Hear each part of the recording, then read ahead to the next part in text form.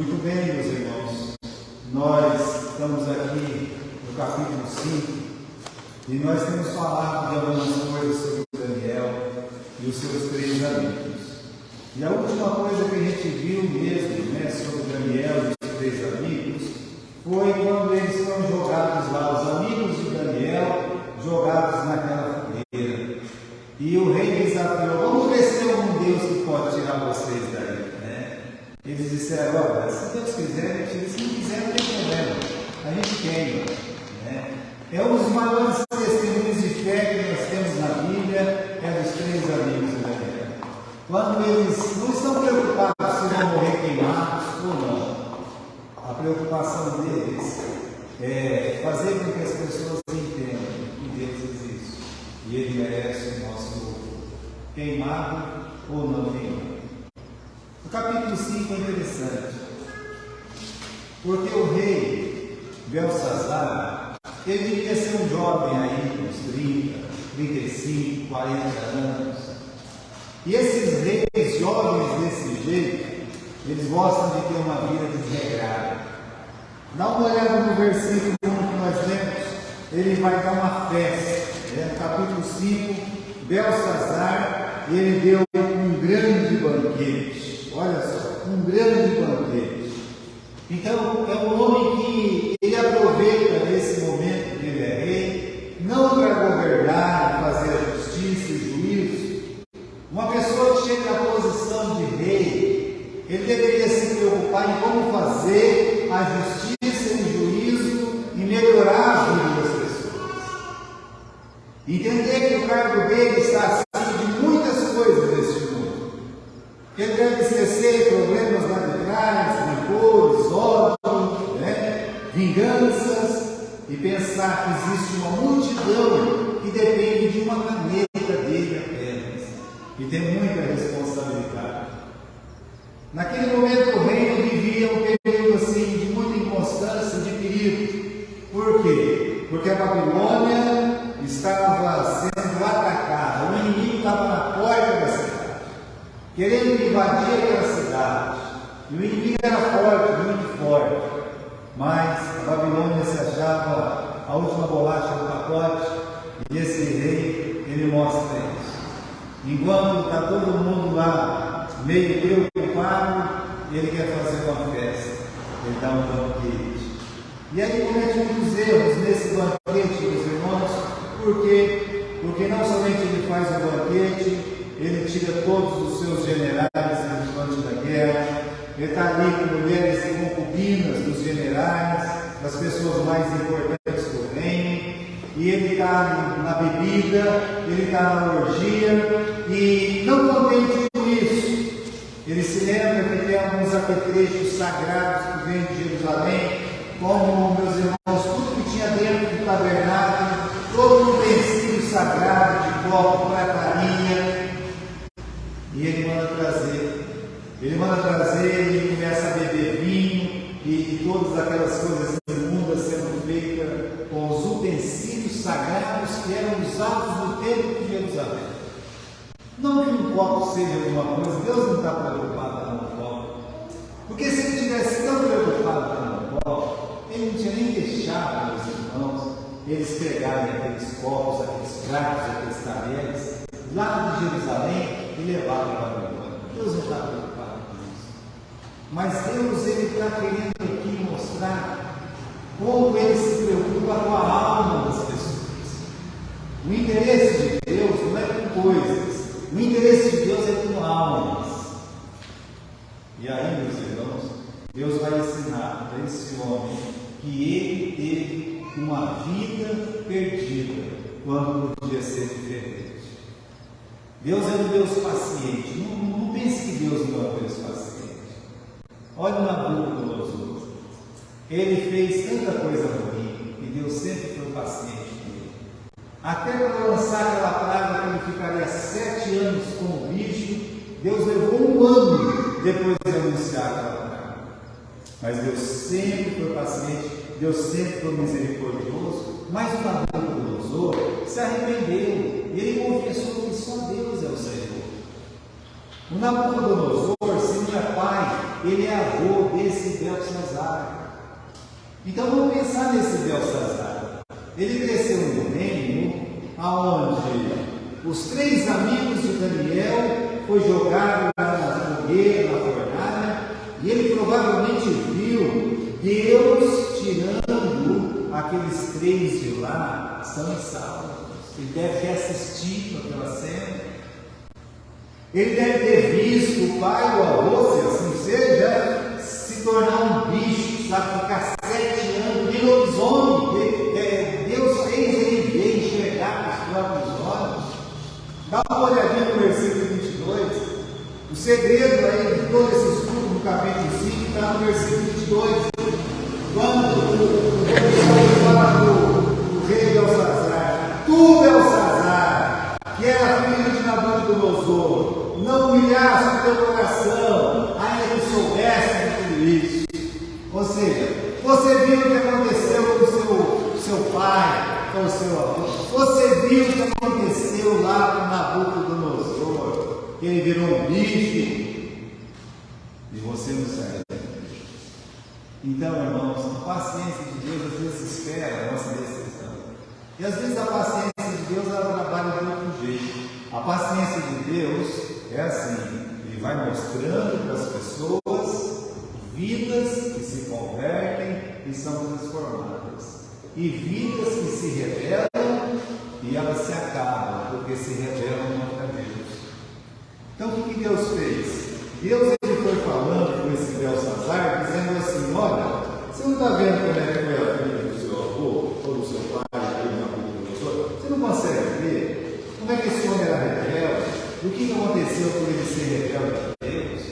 E como depois ele se arrependeu, de como ele se levantou, e Deus ainda abençoou, e ele foi muito glorioso no seu reino, de como houve uma conversão desse rei, que é o seu parente.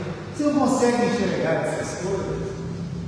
Não, tem gente que não consegue enxergar a mão de Deus. Olha, eles não conseguem enxergar uma pessoa que se converte lá, um drogado que está perdido, que era um bandido, que era um ladrão, que era um bêbado, que era... Ele não consegue ver que aquela pessoa veio para a igreja, ouviu a palavra de Deus, se converteu e a vida dele foi transformada. Sabe o que eles falam? Fulano não tinha vergonha na cara, agora se virou crente, né? Eles falam isso da zomba de Deus, das coisas de Deus. Não consegue ver, por exemplo, o trabalho de uma igreja ou das igrejas nesse mundo. É claro que tem muita coisa errada, ninguém está falando que nós temos a perfeição aqui, mas veja a luta das igrejas para salvar as crianças, veja a luta das igrejas para evitar droga, bebida, imoralidade, como eles lutam contra isso. E o mundo sempre batendo nas igrejas, sempre batendo no que é de Deus, sempre ensinando o que é errado. Não é assim? Pobre igreja, ele tem os membros dela 1 hora por semana. Olha como é desigual essa luta. Você às vezes pode escutar a mensagem uma vez por semana. E tem gente que trabalha justamente na hora do culto, então nem vai poder ir no culto, coitado daquela pessoa. Vai levar 15 dias para ouvir uma mensagem. E a televisão, a mídia, esse mundo perdido, perverso, patrocinando tudo que não presta, entrando na mente sua, do seu marido, da sua esposa, de suas crianças, batendo em Deus. Eu quero que vocês olhem para Belsazar. Belsazar, ele é um rei, ele achava que ele podia fazer o que ele queria com a vida dele. Eu sou rei, a guerra está aí, nós vamos vencer essa guerra mesmo, né? E antes de eu vencer essa guerra, eu vou fazer o seguinte: eu vou dar uma festa. E no meio dessa festa, ele diz assim: eu vou pegar e eu vou fazer o seguinte: eu vou trazer aqueles utensílios sagrados e eu não estou nem aí. Eu vou fazer essas mulheres nuas, esses homens nus, essa bagunça toda. Todo mundo vai beber, rolar e deitar em cima dessas coisas sagradas. Você acha que eu estou mentindo? Dá uma olhada aqui no capítulo 5. Dá uma olhada lá, né? Então, versículo 3: trouxeram os vasos de ouro que foram tirados do templo da casa de Deus, que estava em Jerusalém, e beberam nele os seus príncipes, as suas mulheres, suas concubinas, e bebendo vinho, e deram louvores a deuses de ouro, de prata, de bronze, de ferro, de madeira, papá. Olha a bagunça que está sendo feita. Ninguém está preocupado com o que Deus estava falando, o que Deus diz, das revelações, das profecias. Eu digo, meus irmãos, que Belsazar é uma pessoa, primeiro, que ele despreza as oportunidades que Deus dá. Quantas pessoas boas Deus colocou lá naquele reino da Babilônia, Daniel? Olha, às vezes eu fico comparando todas as vidas. Quando eu leio a Bíblia, assim, os personagens, todas as vidas, eu pego assim, os melhores. Você pega um Noé, você pega um José, você pega um Jó, é só a primeira linha, hein? É só o primeiro escalão, ó, lá em cima, tá? Mas eu não consigo enxergar uma vida que tenha um temor de Deus como tem o Daniel. E o Daniel, ele foi colocado no porão, depois que o Nabucodonosor morreu, ele foi colocado no porão do palácio lá, jogado num quarto qualquer. Bem, se a gente for pela data das histórias, ele ficou 23 anos pegando poeira, esquecido no porão. E o reino continuou, cada um fazendo o que quer, até chegar esse momento, dessa grande festa aqui. Então, meus irmãos, o Belsazar, primeiro, é figura dessas pessoas que desprezam grandes oportunidades que Deus dá. Imagine que muitas pessoas vão passar na frente de uma igreja por anos na sua vida. Ouvir a palavra de Deus, às vezes, numa festa de aniversário, num casamento, em outro lugar, um amigo do trabalho fala do Evangelho, e entra por aqui, sai por aqui, e ó, essa pessoa, ela não considera a palavra de Deus. Pois bem, Belsazar é assim. Esse é o Belsazar, desprezador da verdade. Belsazar é a figura daqueles que se entregam aos prazeres deste mundo, e nem um momento tão crítico como a guerra impediu ele disso. A única preocupação que ele tem é dar prazer a si mesmo. Assim, meus irmãos, está profetizado a respeito deste mundo. Gostaria que os irmãos abrissem Lucas capítulo 17, no versículo 28 e 29. Lucas capítulo 17, versículo 28 e 29. Vamos ler aqui. Como da mesma maneira aconteceu nos dias de Ló: comiam, bebiam, compravam, vendiam, plantavam, edificavam. Mas nos dias em que Ló saiu de Sodoma, choveu fogo do céu e enxofre, e os consumiu a todos. Os consumiu a todos. Aqui está falando do Ló, porque foi a destruição de Sodoma e Gomorra. Antes da figura de Ló, no versículo 26, fala da figura de Noé. O Noé, ele pregou 120 anos. Se ele tivesse pregado só um dia, ainda vai, né? Porque o Jonas pregou só um dia. Aí todo mundo se converteu. 120 mil pessoas se converteram. Agora, o Noé pregou 120 anos e ninguém se converteu.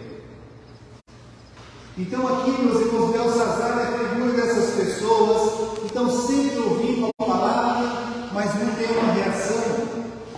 Sabe que o maior pregador que teve de massa no século XX, e talvez de todos os tempos, foi o Billy Graham. Mas antes dele morrer, ele viu a sociedade americana do jeito que está hoje. Como é que está a sociedade americana? Hollywoodiana. Está do jeito que o diabo gosta.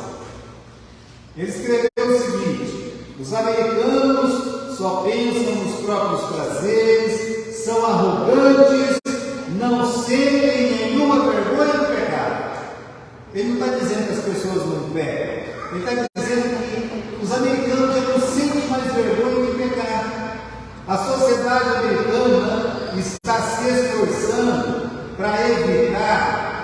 qualquer possibilidade de ofender alguém.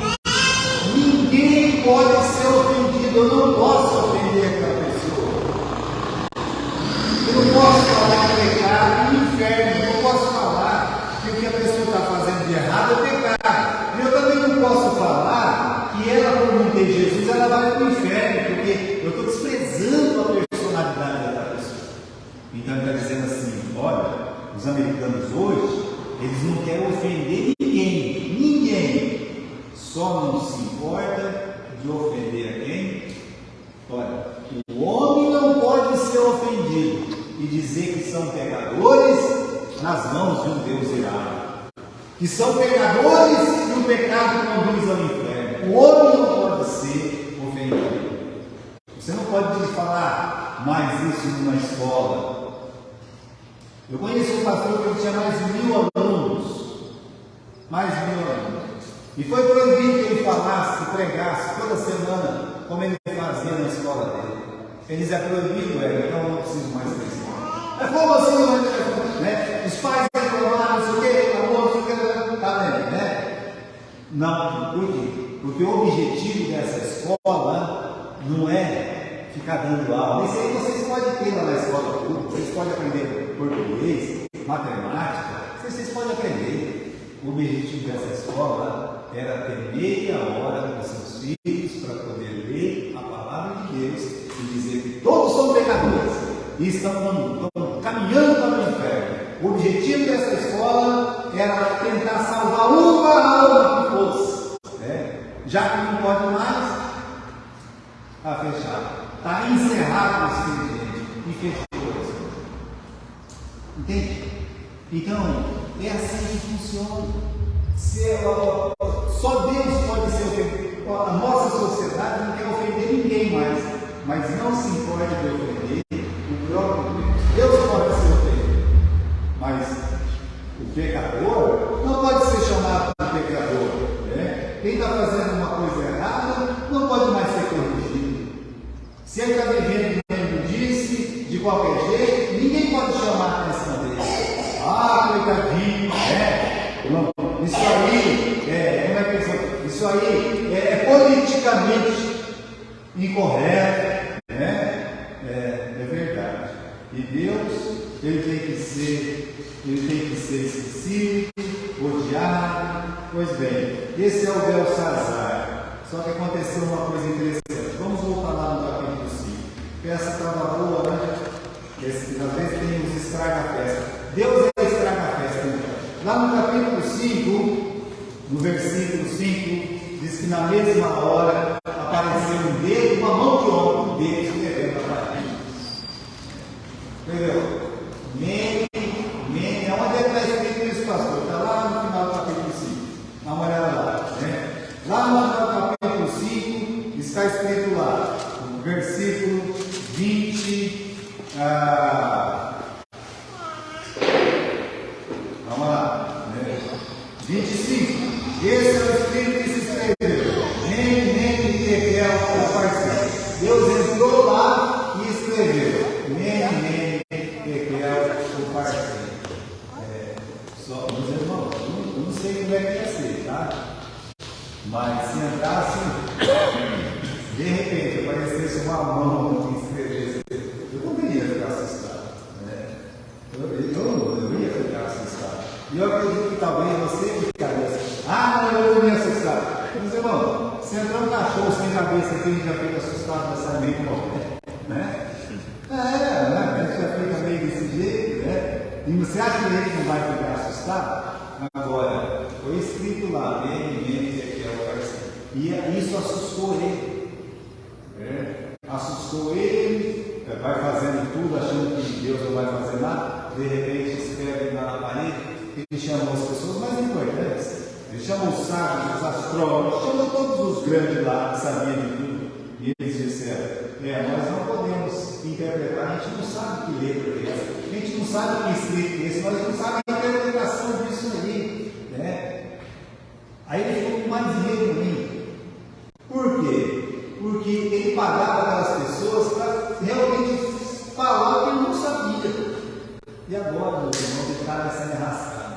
O último versículo que a gente leu no capítulo 5, veja lá, no versículo 9, o rei Belsazar perturbou-se muito. Então o joelhinho dele, ele ficou com tanto medo que o joelhinho ficava batendo no osso, tec, o dente, né? É assim que ele ficou, quando a gente fica com medo. Tá bom, né? Ficou com medo ali, e então, meus irmãos, veio uma mãe, né? Eu gostaria que todo filho tivesse uma mãe como o Belsazar. Olha o versículo 10. A rainha, por causa das palavras do rei e dos seus senhores, entrou na casa do banquete e respondeu dizendo: ó rei, vive para sempre. Não te perturbe os teus pensamentos, nem se mude o seu semblante. Há no meu reino um homem, no qual há o Espírito dos deuses santos. E nos dias de seu pai se achou nele luz, e inteligência, e sabedoria, como a sabedoria dos deuses. E teu pai, ela já tinha visto o Nabucodonosor se desesperar com aqueles sonhos, deixar de dormir, e aí vinha o Daniel, por uma, por duas vezes, e interpretava.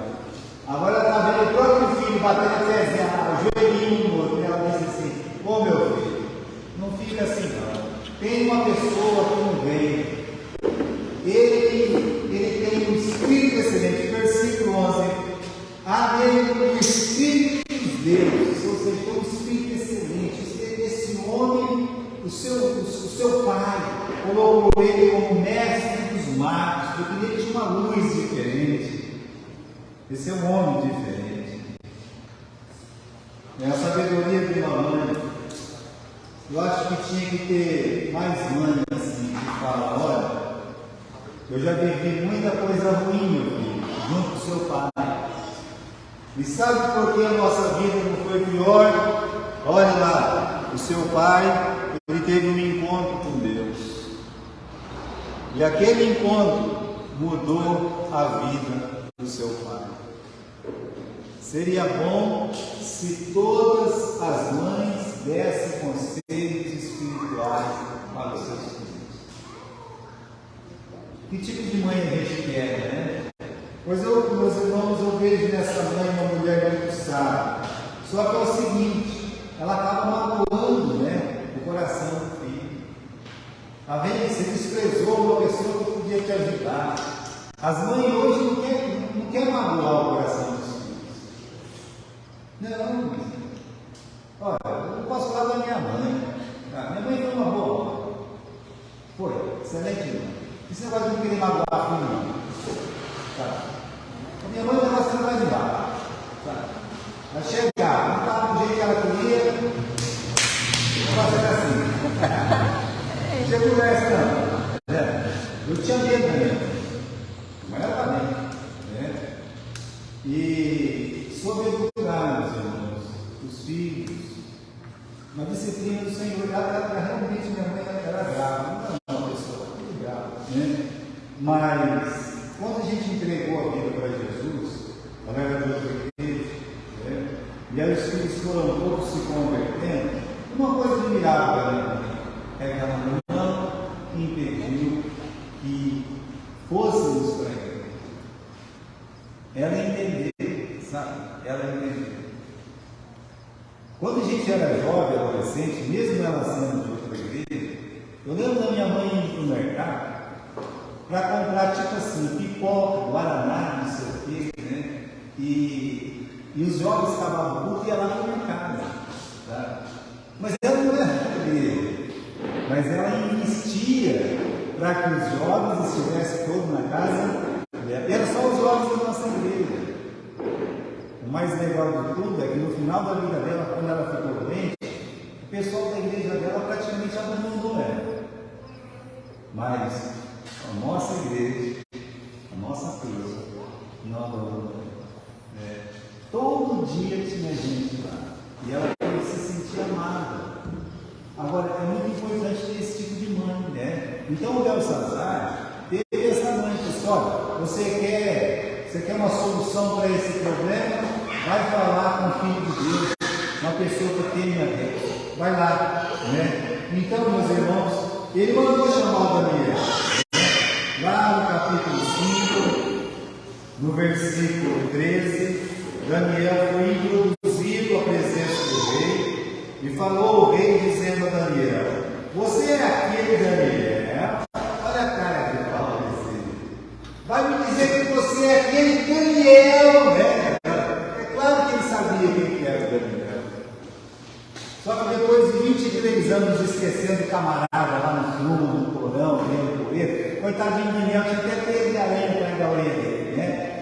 Você é aquele Daniel, né? Versículo 14, olha lá. Tenho ouvido dizer a teu respeito que o Espírito dos deuses está em ti, que em ti se acha a luz, o entendimento, a excelente sabedoria. Fiquei sabendo que você é um homem diferenciado, tem o Espírito de Deus ali, né? E ele fez uma proposta para o Daniel no versículo 16. Interpreta o que está nessa parede aqui.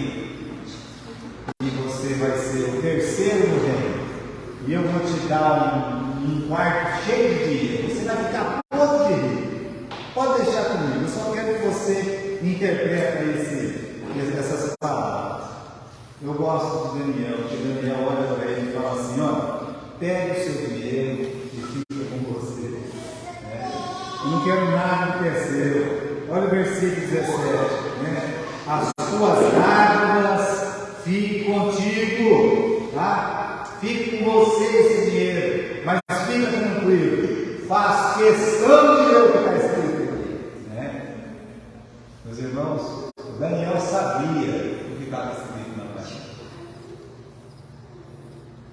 O Daniel ele era um homem muito misericordioso.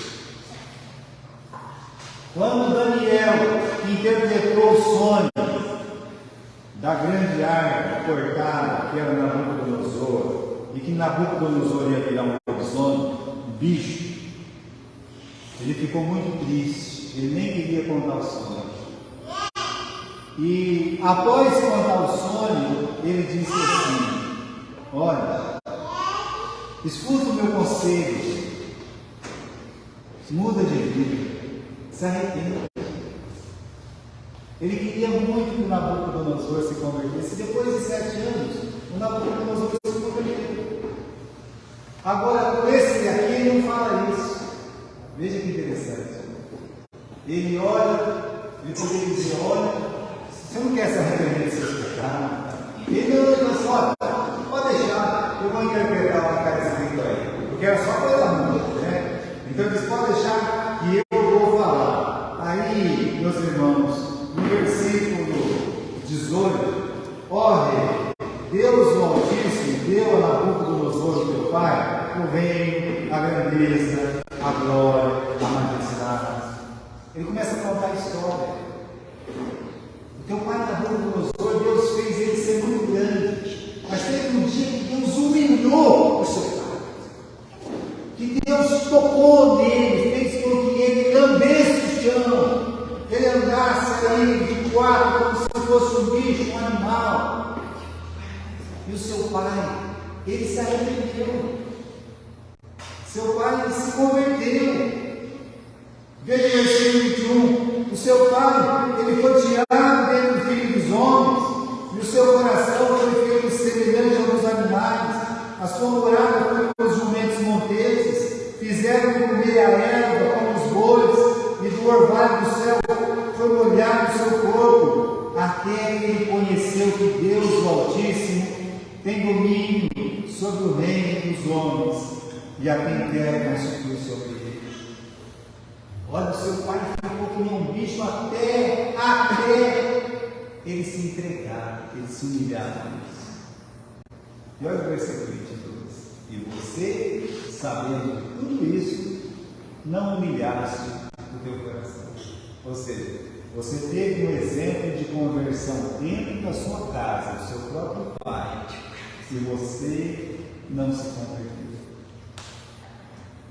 Olha, eu creio que todos nós que estamos aqui, nós temos exemplos bons e exemplos ruins. Nós temos.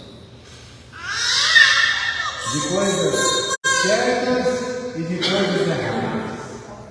Acredite que tem pessoas que só pegam as coisas erradas para justificar os seus próprios erros. E não pegam as coisas certas, as transformações, as mudanças de vida, Cristo reinando no coração que antes era a própria miséria. Então veja só, o Daniel está dizendo para esse rei: escuta aqui, rei, você cresceu num lar onde o pai era um grande pecador que foi tocado por Deus e se converteu, e você não está nem aí? Você acha que Deus não vai cobrar isso de você?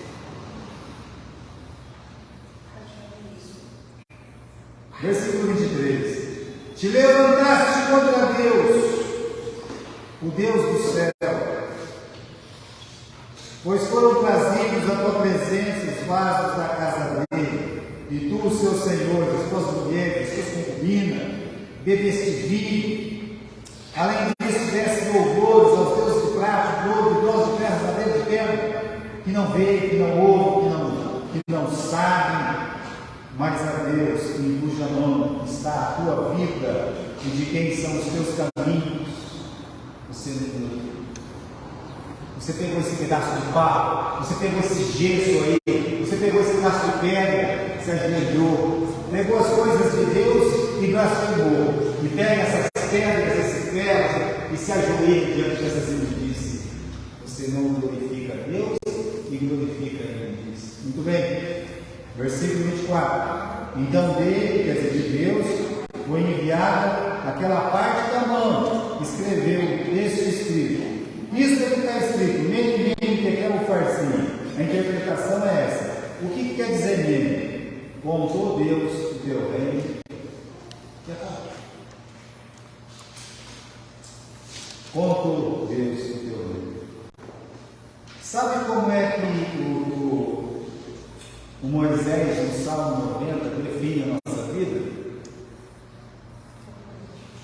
Como vigia. Você já estudou história? Já pegou um livro de história? A história de Dom Pedro I, uma linha, um parágrafo. Em um parágrafo é o ponto vigia. E se a sua história dá um livro, dificilmente a sua história ou a minha vai dar um livro, tá? É difícil a gente tirar um livro. Eu acredito que a gente não vai tirar um livro. Mas pode ser que você fique tão importante que você vire um livro. Em quanto tempo uma pessoa consegue ler um livro? Olha, tem pessoas que lêem um livro em 2 dias. 3, sabia disso?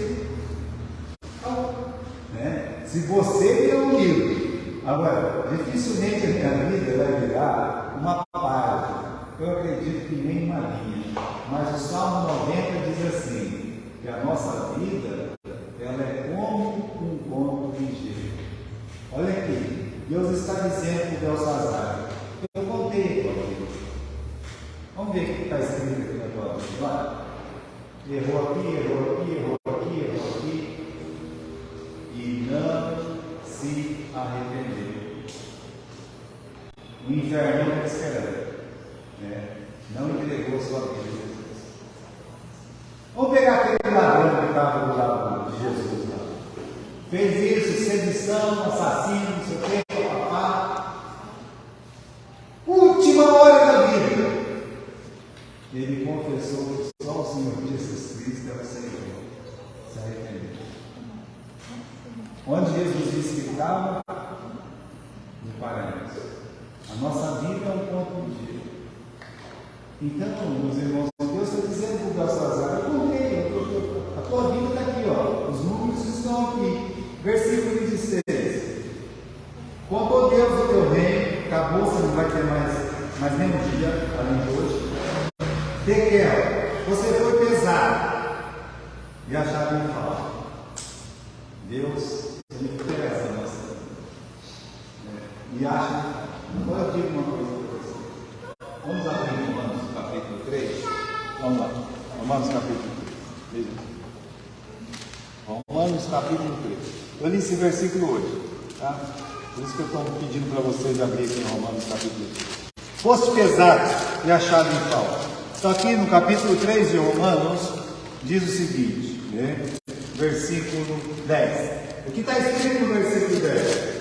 Não há nenhum justo, nenhum sequer. Não há quem entenda. Não há ninguém que busque a Deus.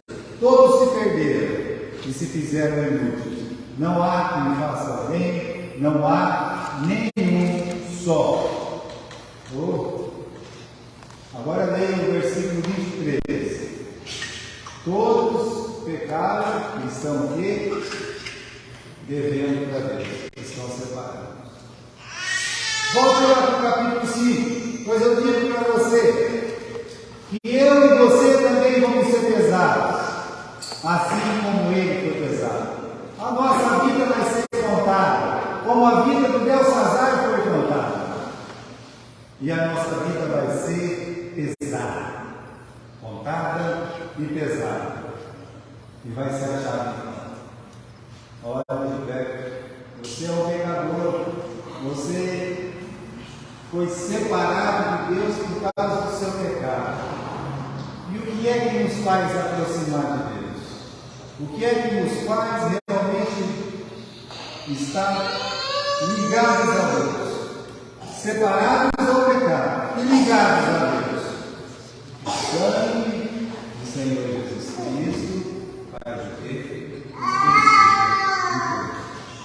Então, o que aconteceu com Belsazar, de ser contado e de ser pesado, você não vai escapar dessa coisa. Você vai ser contado e você vai ser pesado. Só que naquele momento em que você está sendo contado e pesado, você tem que ter um advogado. Vai dizer, pai, eu sei que mas ele entregou a vida dele nas minhas mãos. Crê no Senhor Jesus Cristo e será salvo. Essa é a diferença. A última palavra no versículo 28 é o que ia acontecer com a vida dele. Dividido foi o teu reino e dado aos netos. Versículo 29. Então mandou Belsazar que vestisse Daniel de púrpura e lhe pusesse uma cadeia de ouro no pescoço e proclamasse a respeito dele que havia de ser o terceiro no governo do seu reino. Naquela noite foi morto Belsazar, rei do seu reino. Acabou. Naquela noite acabou. Agora você vai notar aí que ele veste o rei Daniel, que ele quer dar quase tudo do reino de Daniel, ele quer glorificar o Daniel, e tem uma coisa que ele não fez, que ele podia fazer. O que ele podia fazer e ele não fez? Se arrepender dos seus pecados. Isso ele podia fazer e ele não fez. Meus irmãos, isso se fala o banquete de Belsazar. É uma vida perdida. É uma vida vivida do jeito que a gente quer. Eu vou viver do jeito que eu quiser. Um dia, a mão de Deus vai estar na sua frente e escrever Mene, Tekel. A última palavra, o farsim, pode ser que a gente não escute. Diz, você foi contado, você foi pesado, mas você crê em Jesus, você entregou a sua vida para Jesus. Isso mudou a sua eternidade. A sua eternidade foi mudada por causa dessa decisão de entregar a sua vida a Jesus. Essa é a diferença. Então, meus irmãos, ficamos com essa palavra. Amém?